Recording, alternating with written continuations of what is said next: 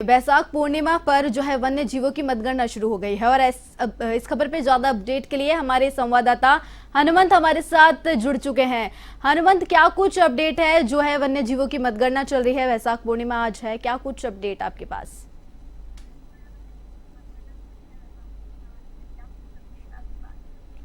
बिल्कुल, आज वैशाख पूर्णिमा है और वैशाख पूर्णिमा के मौके पर जो है वन विभाग की तरफ से वन्य जीवों की गणना है उसका कार्य आज शुरू हो चुका है और सुबह 8 बजे ये गणना शुरू हुई है और वाटर हॉल पद्धति है उसके द्वारा ये गणना की जा रही है। वाटर हॉल पद्धति मतलब जो वाटर पॉइंट्स बनाए गए हैं जहाँ पर कैमरा ट्रिप भी लगाई गई, वहाँ पर जो भी वन्य जीव आएंगे उनकी जो है वन्य कर्मी हैं जो जिनको यहाँ पर तैनात किया गया, अलग अलग पॉइंट बनाए गए हैं। जिन पॉइंटों पर जो वन्य जीव आएंगे उनको कैमरे की तस्वीरों में भी कैद होंगे और काउंटिंग भी की जाएगी। तो वास्तविक आंकड़े जो वन विभाग को जो है वन्य जीवों के वो सामने आएंगे। अभी हम झालाना लेपर्ड सफारी है, पूरे प्रदेश भर में ये गणना हो रही है, तो झालाना लेपर्ड सफारी का एरिया है, वहाँ पर भी जो है अलग अलग पॉइंट्स बनाए गए हैं। वाटर पॉइंट है, वहाँ पर जो वन्य जीव जब आएंगे तो उनकी कैमरे में तस्वीरें कैद की जाएगी और गणना की जाएगी। तो वास्तविक आंकड़े जो है सामने आएंगे। 24 तरह की प्रजातियाँ हैं, उनकी ये गणना की जा रही है। जी रितु सिंह, अभी तक कितनी जो है क्या गणना शुरू हो चुकी है और अभी तक कितने जो है जो वन्य जीव है उनके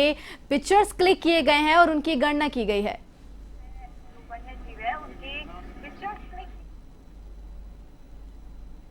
अभी जो है गणना का समय है सुबह 8 बजे शुरू हुआ है और कल 8 बजे यानी 24 घंटे तक एक लगातार गणना चलेगी और मचान पर बैठकर जो वन कर्मी और वन संरक्षक है जिनकी ड्यूटी लगाई गई है वाटर पॉइंट पर, वहाँ पर जो है ये गणना की जा रही है। तो कल जो है सुबह 8 बजे तक ये लगातार 24 घंटे गणना चलेगी, जिसमें अलग अलग ड्यूटियाँ लगाई गई है वन कर्मियों की और वन पालक की। कुछ वन प्रेमी हैं वो भी इसमें सहायता करेंगे। इसके अलावा कैमरे लगाए गए हैं अलग अलग जगहों पर ताकि काउंटिंग के वास्तविक आंकड़े और सबूत के साथ वो मिल पाए। तो उन सब की यहाँ पर गणना यहाँ देखने को मिल रही है। तो वास्तविक पिछली बार जो है बेमौसम और बारिश के चलते वन्यजीव की गणना जो है सही नहीं हो पाएगी, तो इस बार बहुत ही महत्वपूर्ण है कि ये गणना जब आएगी तो वास्तविक आंकड़े वन्यजीवों के आएंगे तो और सरकार वन्यजीवों के लिए और अधिक प्रयास कर सकेगी, किस तरीके से वन्यजीवों को और अधिक संरक्षण दिया जा सके। इन सब बातों पर जो है इन आंकड़ों के बाद में सरकार एक योजना बनाती है। सरकार आंकड़े आने के बाद में सरकार के पास में एक रोड मैप तैयार करने का ऑप्शन होता है कि किस तरीके से कितने वन्यजीव और किस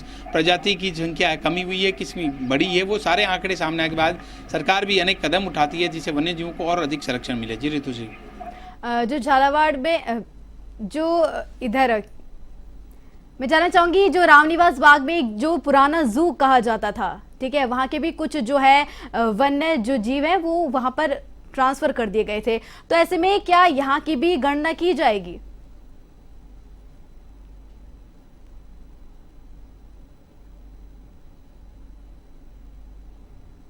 जो इलाका आता है उसमें ये गणना हो रही है। प्रदेश के जो वन विभाग के अलग अलग सफारी है, लेपर्ड है, जंगल है, उनके अंदर काउंटिंग की जाएगी। क्योंकि जो सरकार की तरफ से जो अलग अलग प्रदेश के जिलों में जो वन विभाग की तरफ से जो आरक्षित इन वन्य जीवों के लिए जो जगह है उन सभी पॉइंट पर ये गणना हो रही है। तो इन गणना में जो है खासतौर से जो आंकड़े हैं जो होते हैं सरकार के पास में, हर वर्ष उसको अपडेट किया जाता है। गणना होती है तो उनको अपडेट किया जाता है। तो गणना पिछली बार नहीं हो पाएगी थी, इस बार हो रही है। तो इस बार काफ़ी महत्वपूर्ण इसलिए है क्योंकि खासतौर से बात की जाए तो जिस तरीके के इस बार गर्मी का मौसम है तो वाटर पॉइंट पर वन्य जीव जो है निश्चित रूप से 24 घंटे के अंदर आता ही है पानी पीने के लिए। तो वहाँ पर जो है कैमरा ट्रिप लगाई गई है ताकि और अधिक बेहतर तरीके से कैमरे में कैद की जा सके तस्वीरें, साथ में काउंटिंग के वास्तविक आंकड़े सामने आए। इन सब चीज़ों को लेकर जो है अलग अलग पॉइंट जो प्रदेश के सभी जिलों में जो राजस्थान वन विभाग के जो अलग अलग स्थान हैं जहाँ पर वन्यजीवों को संरक्षण दिया जाता है, वहाँ सभी जंगल है, सफारियाँ है, उन सभी जगह पर जो है वन्यजीवों को यहाँ पर काउंटिंग की जाएगी कि कितने वन्यजीव है। उन सब का डाटा 24 घंटे में इकट्ठा किया जाएगा, फिर वन विभाग के जो मुख्यालय है वहाँ पर भेजा जाएगा, फिर एक विस्तृत रिपोर्ट जारी की जाएगी जिसमें प्रदेश भर के वन्यजीवों के आंकड़े जब सामने आएंगे तो सरकार भी जो है नए कदम उठाएगी कि वन्यजीवों को संरक्षण देने के लिए और अधिक क्या बेहतर किया जा सकता है या और कहीं सरकार की तरफ से और क्या प्रबंध। जैसे झालाना लेपर्ड सफारी लगातार पर्यटकों के लिए आकर्षण का केंद्र बनी हुई है। यहाँ पर लेपर्ड देखने के लिए बड़ी तादाद में अब देश विदेशी सैलानी भी यहाँ पर पहुँचने लगे।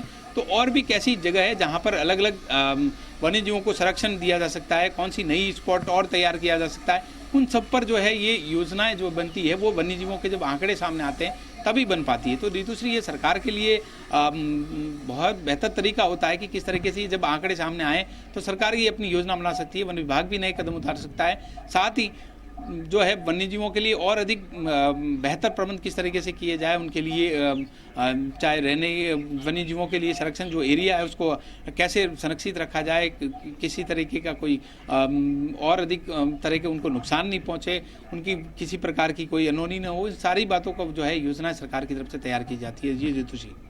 हनुमंत, मैं ये भी जानना चाहूंगी कि जो वन विभाग है वह 24 घंटे के अंदर जो है इसका पूरा डाटा जो है सामने लेकर आएगा, तो ये कब तक जो है इसका पूरी अपडेट जो है लोगों के पास तक पहुंच पाएगी? और साथ ही भी जानना चाहूंगी कि हर बार जो है वैशाख पूर्णिमा पर इस तरीके की जो है वन्य जीवों की गणना की जाती है या कुछ अंतराल में इस तरह की जो है गणना की जाती है?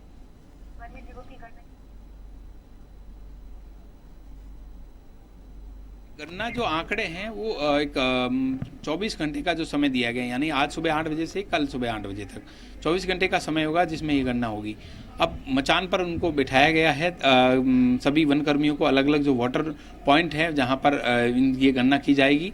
इन गणना के आंकड़े फिर यहाँ से डाटा इकट्ठा होगा, इसके बाद जो वन मुख्यालय वहाँ पर भेजा जाएगा अरण्य भवन में, फिर वहाँ से एक विस्तृत रिपोर्ट अधिकारी जो है पूरी तरीके से तैयार करेंगे। पूरे प्रदेश भर का डाटा एक साथ में आएगा, पूरे प्रदेश भर का डाटा आने के बाद अलग अलग जिलों के तैयार किया जाएगा, फिर इसके अनुसार जो है ये सारे आंकड़े एक साथ में जारी किए जाएंगे। तो इसमें थोड़ा प्रक्रिया में समय जरूर लग सकता है, लेकिन ये जब आंकड़े वास्तविक सामने आएंगे तो वन विभाग और प्रदेश के वन प्रेमियों के लिए एक अच्छी बात होगी कि जो एक वास्तविक आंकड़ा जो वन कह सकते हैं कि कितना है वो पूरा जनता के सामने तस्वीर सामने आएगी, तो सरकार भी उस पर अलग कदम उठाएगी। तो इस तरीके की गणना से न केवल वन्य जीवों को बल्कि वन्य जीव प्रेमियों और राज्य सरकार के लिए भी सहूलियत रहती है कि किस तरीके से वन्य जीवों को और अधिक संरक्षण दिया जा सके, उनकी संख्या में और अधिक इजाफा हो और उनको देखने के लिए अधिक से अधिक टूरिस्ट आए, नए टूरिस्ट स्पॉट बने, इस तरीके की सरकार योजनाएं बनाती है। तो इन सब चीज़ों का जो है इन गणना से काफ़ी जो है फायदा मिलता है। जी ऋतुश्री। जी हनुमंत, आपका बहुत बहुत धन्यवाद हमारे